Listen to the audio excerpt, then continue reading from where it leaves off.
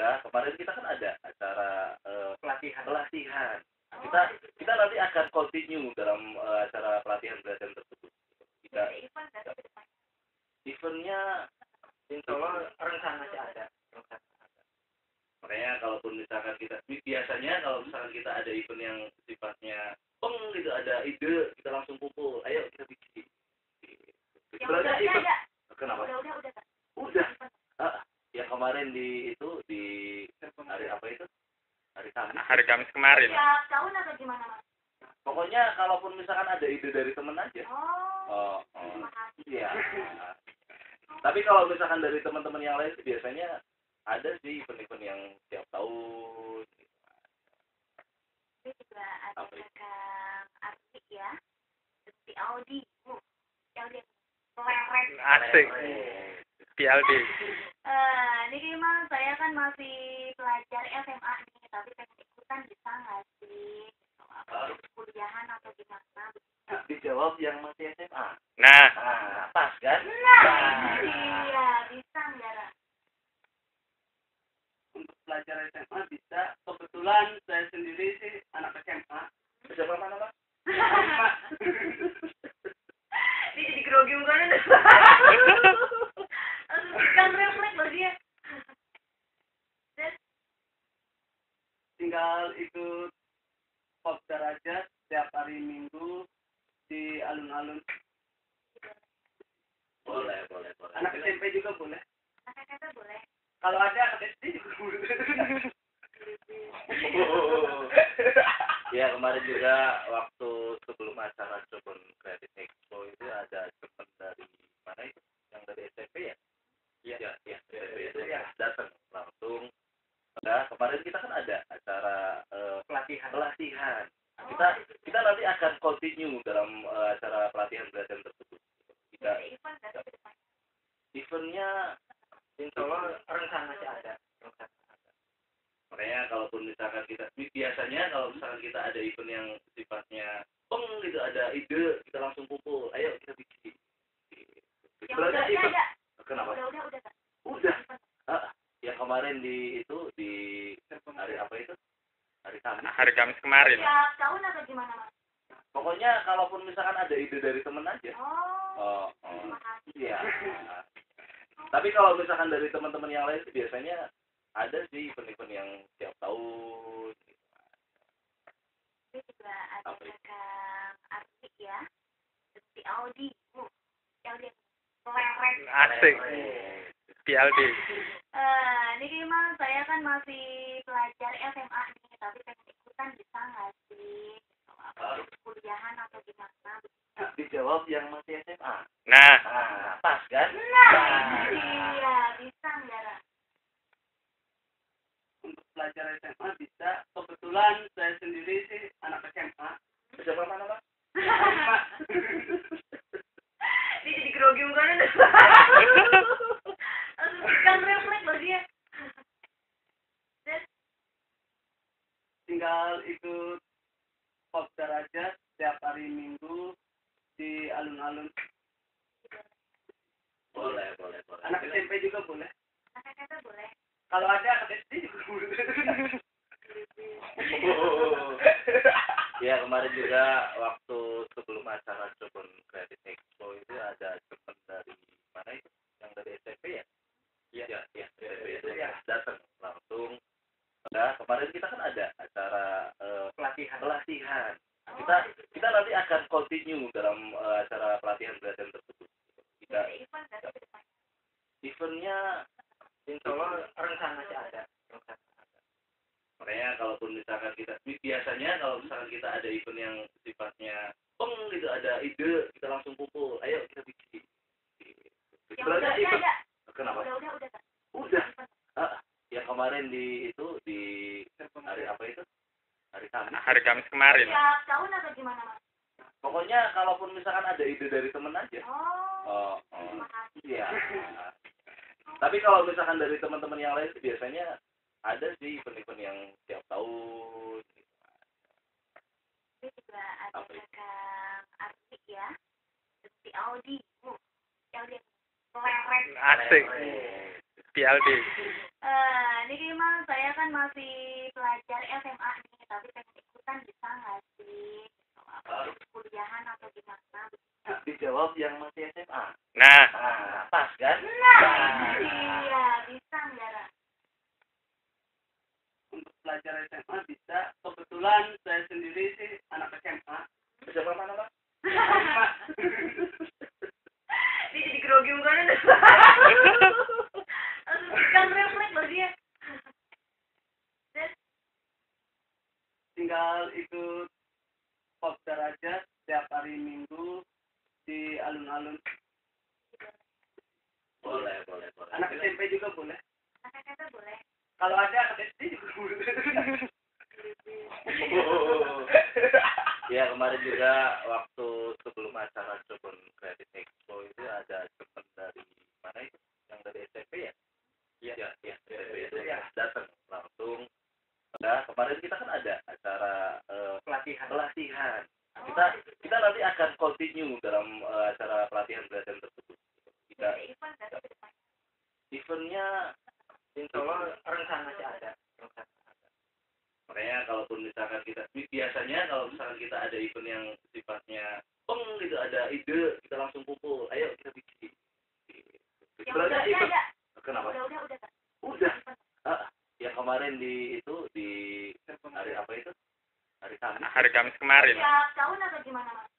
Pokoknya kalaupun misalkan ada ide dari temen aja. Oh. Terima kasih. Iya. Tapi kalau misalkan dari teman-teman yang lain sih biasanya ada sih event-event yang tiap tahun. Ini juga ada Kang Arti ya. Di Audi. Audi. Asik. PLD. Ini gimana? Saya kan masih pelajar SMA nih, tapi pengen ikutan bisa nggak sih? Apa kuliahan atau gimana? Dijawab yang masih SMA. Nah, Pas kan? Nah, iya, bisa nggak, Ra? Untuk pelajar SMA bisa. Kebetulan saya sendiri sih anak SMA. SMA mana, Pak? Ini jadi grogi mukanya udah.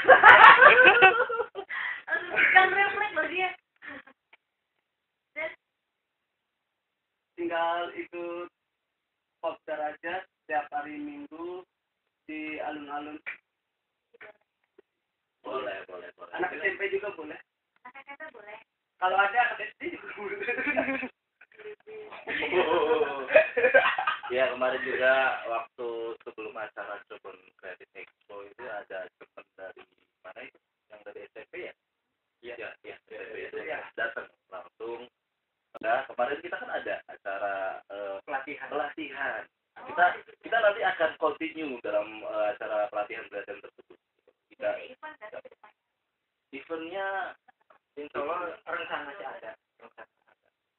Makanya kalaupun misalkan biasanya kalau misalkan kita ada event yang sifatnya gitu, ada ide, kita langsung kumpul, ayo kita bikin. Yang udah ada.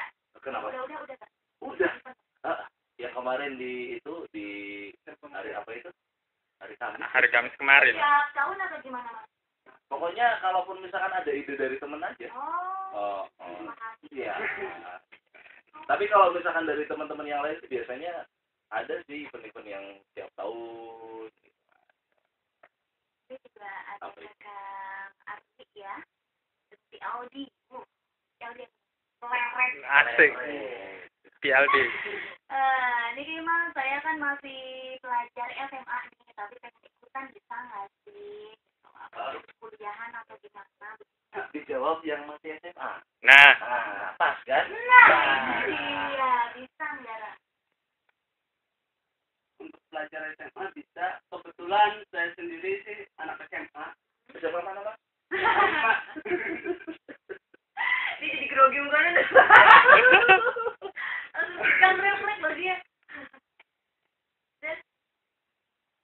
Tinggal ikut kopdar aja setiap hari Minggu di alun-alun. Boleh. Anak SMP juga boleh. Kata-kata boleh. Kalau ada anak SD juga boleh. Ya, kemarin juga waktu sebelum acara Jepun Creative Expo itu ada teman dari mana itu? Yang dari SMP ya? Iya, SMP ya.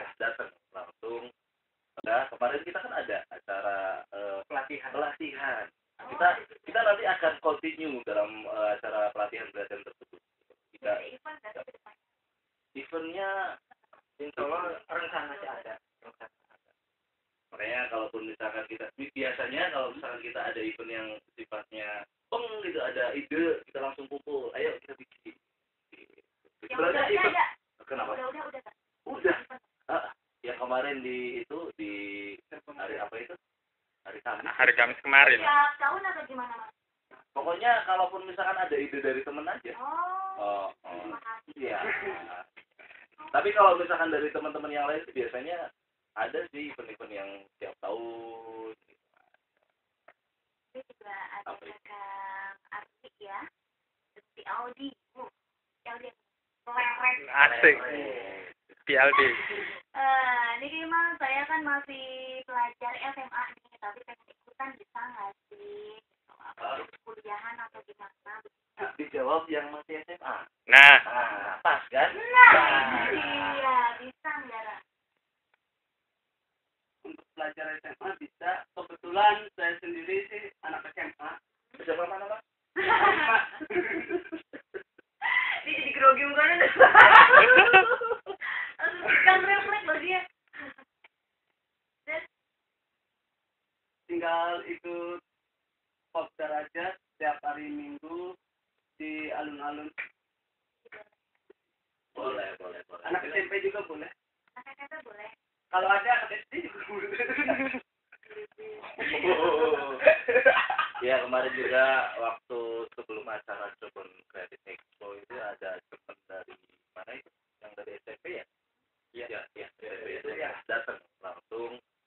Dengan harta karun mungkin yang terbayang di benak kita adalah perhiasan, batu permata, uang, dan benda-benda bernilai tinggi lainnya.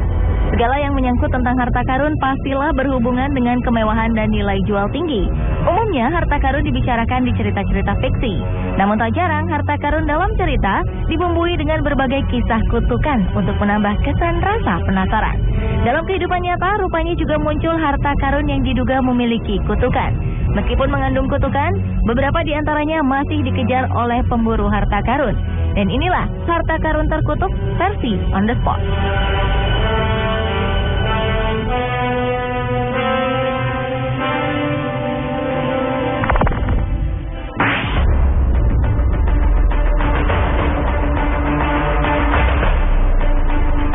Ruangan Amber awalnya adalah salah satu ruangan di Istana Tsar Rusia. Ruangan ini terdiri dari panel-panel dinding berukuran besar, bertahtakan beberapa ton batu amber yang luar biasa.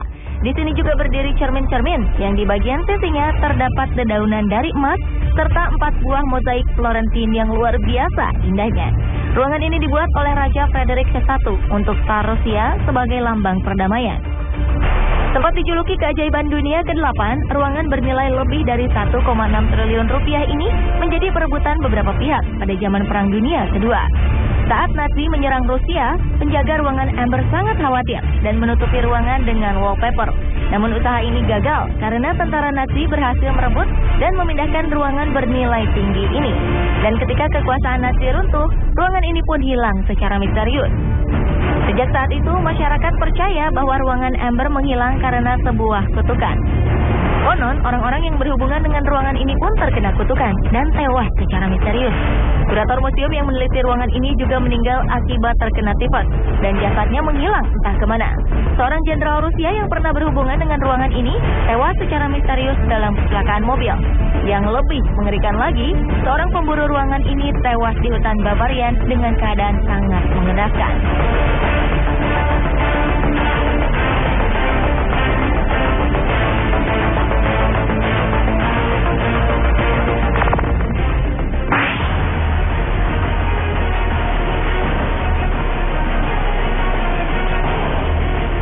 Harta karun terkutuk lainnya adalah permata 105 karat pertama yang tercatat di teks Hindu pada abad ke-14. Anehnya, teks ini juga menuliskan peringatan mengerikan. Bunyi tulisan ini adalah, lelaki yang memiliki berlian ini akan menguasai dunia, tetapi juga akan mengetahui kemalangan di dunia. Hanya Tuhan atau seorang perempuan yang dapat memakainya. Seperti bunyi tulisan itu, sebagian pemilik permata ini memang seorang penguasa. Namun akhirnya mereka turun tahta dengan cara menyedihkan. Sebaliknya, jika pemilik berlian ini adalah perempuan, maka nasib baik akan mengikuti kehidupannya. Salah satu korban dari kutukan berlian ini adalah Shah Suri. Kaisar paling berkuasa di India ini dikabarkan tewas terkena ledakan meriam setelah memiliki berlian Koh-i-Noor ini. Para korban kutukan batu permata lainnya adalah putra dari Raja Mughal Babur yang diasingkan dari kerajaannya, Shah Jahan, Raja Agra pendiri Taj Mahal yang dipenjarakan oleh putranya sendiri. Kutukan Koh-i-Noor memang hanya berpengaruh pada laki-laki. Saat berlian itu jatuh ke tangan Inggris, Ratu Victoria memakainya dan tidak terjadi hal yang menyedihkan.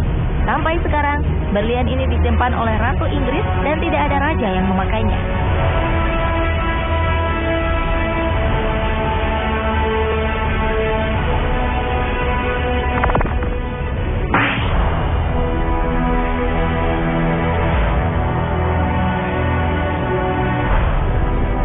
Masyarakat Amerika Latin ramai membicarakan kisah tentang harta karun Kahengapa. Kisah ini bermula pada 1864. Presiden Meksiko Benito Juarez mengirim 4 tentara ke San Francisco untuk membeli amunisi untuk perang Meksiko. Mereka dibekali koin dan perhiasan emas untuk membayar amunisi yang akan dibeli. Dan keempat tentara ini tidak pernah sampai di daerah tujuan. Lantaran di tengah perjalanan salah seorang dari mereka tewas. 3 tentara lainnya memutuskan untuk mengubur koin dan perhiasan tadi di sebuah tempat yang aman. Ternyata tindakan mereka diketahui oleh seseorang bernama Diego Morena. Morena pun membawa kabur harta ini dan berencana ingin menghabiskannya sendiri. Tak lama Morena bermimpi bahwa nyawanya terancam jika membawa harta itu. Ia pun memutuskan untuk mengubur harta itu di sebuah pegunungan di Los Angeles bernama Kahengapa. Ternyata Morena meninggal dunia, namun sebelumnya dia sempat memberitahukan keberadaan harta itu pada teman dekatnya, yaitu Martinez. Martinez pun merancang pencarian harta itu bersama anak tirinya. Dan ketika mulai menggali tanah, Martinez terkena serangan jantung dan meninggal. 10 tahun kemudian, anak tirinya pun mati tertembak di Los Angeles. Korban terakhir adalah Henry Jones. Penambang minyak profesional ini mencoba menggali lokasi harta karun itu. Namun setahun kemudian, ia tewas mengenaskan. Benarkah ada kaitan antara kematian mereka dengan kutukan harta karun itu? Semuanya masih menjadi sebuah misteri.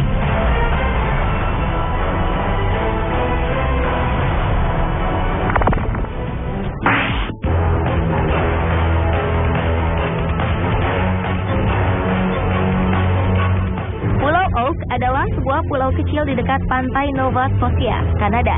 Pada 1795, sekelompok remaja melihat cahaya aneh di pulau ini. Mereka kemudian pergi ke pulau itu dan menggali sebuah timbunan. Mereka menemukan sebuah batu dengan kode aneh. Setelah diperiksa, kode ini berbunyi 40 kaki ke bawah, 2 juta pound sterling terkubur. Berita ini kemudian tersiar hampir ke seluruh penjuru dunia. Hal ini mengundang orang-orang untuk datang ke pulau ini dan menggali harta karun yang belum diketahui seperti apa wujudnya. Dan hingga kini belum ada seorang pun yang berhasil menemukan harta karun itu. Parahnya justru sebagian dari mereka tewas mengenaskan. Pada 1897, Maynard Kaiser tewas ketika tali yang menariknya dari lubang terlepas dari katrolnya. Di 1951, seorang penggali lubang terpeleset dan terperosok ke dalam lubang. Tragedi paling parah terjadi pada 1965. Robert Restall bersama anaknya dan 2 rekan kerjanya jatuh ke dalam lubang dan tewas karena menghirup asap beracun. Menurut legenda, harus ada 7 korban yang tewas, baru harta karun bisa ditemukan. Hingga kini sudah 6 korban yang tewas. Akankah ada korban yang ke-7?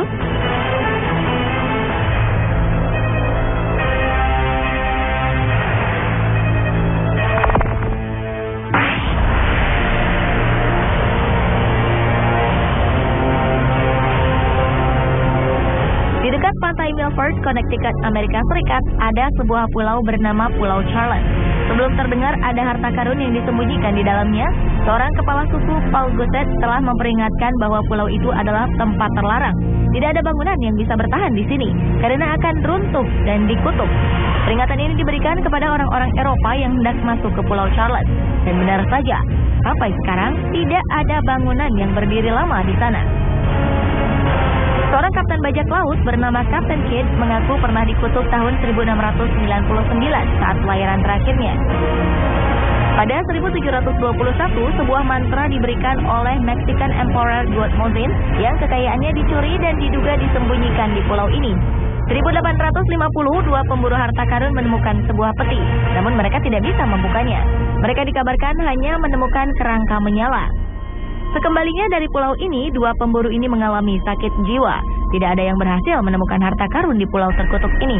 Sebagian hanya mengaku melihat cahaya dan mendengar suara misterius yang berasal dari pulau ini.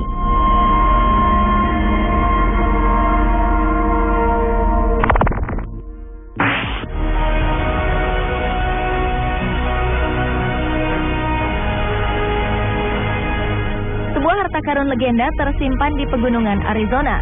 Suku Apache di sana sudah lama mengetahui jika daerah pegunungan ini penuh dengan emas. Namun Dewa Petir memperingatkan mereka untuk menjauh dari lokasi.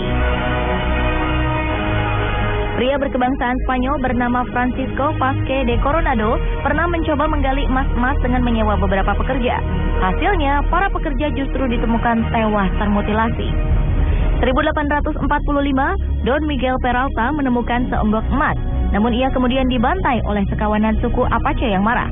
Emasnya ditemukan berserakan di tanah.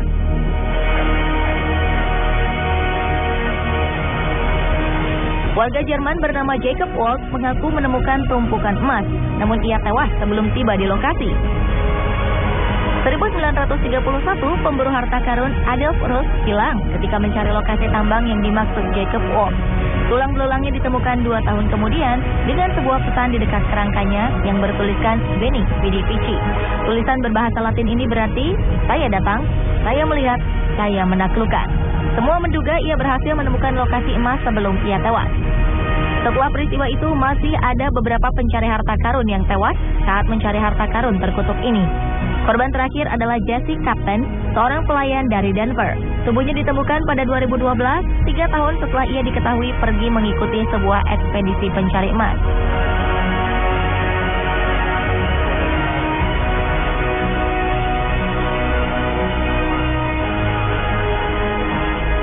Pemirsa, itulah harta karun terkutuk versi on the spot. Terlepas dari semua keterkaitan yang terjadi, semua kembali pada Anda. Pada dasarnya, kutukan-kutukan itu masih menjadi misteri.